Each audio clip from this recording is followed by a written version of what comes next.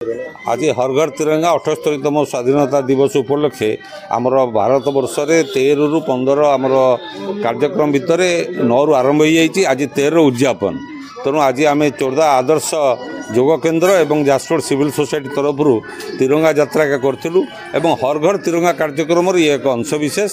तेणु ये समस्त योग केन्द्र सदस्य माने एवं सिविल सोसाइटी सदस्य माने समस्त एकाठी यात्रा करछंती। योग केन्द्र कालीमेलन पड़िया दे हरे कृष्ण भवन शेष होती। आज आम जातीयता बोध जो अच्छी जय जवान जय किसान सबु बेले नारा दौचु। आज ये प्रतिफलन होती व्यासनगर सहर में सबुठी तिरंगा चली। तेणु ये तिरंगा यात्रा रे आपण मैंने जो सामिल होती समस्ते समस्त साधुवाद दूँ धन्यवाद दूँ। ये जातीयता बोध भितर समस्ते आम चलवा।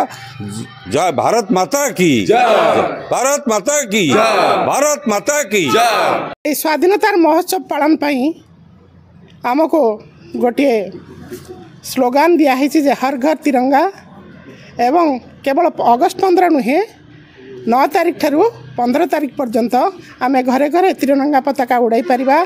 से जो स्लोगान दिखाई जो नारा दिखाई से प्रत्येक भारतवासी उद्बुद्ध होई ताको घरे तिरंगा उत्तोलन करुछंती एवं तिरंगार जयगान करुछंती। से उद्देश्य मु गोटे छोटिया कविताटे पाठ करुछि। त्रिरंगा त्रिरंगा आमर राष्ट्रीय ध्वजा तार रक्षा लगी जीवन देवा। त्रिरंग पताका उड़ुछि देख सभे रखिबा ताहारी टेक। आमरी पताका आम सम्मान उड़ा को देश तमाम।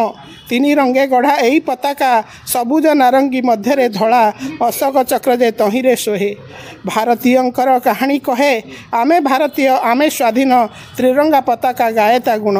आमरी देशर वीर संतान स्वाधीनता पाई देले जीवन। विदेशी फिरंगी छलना करी वाणिज्य नाम रे प्रवेश करी शासन डोरी को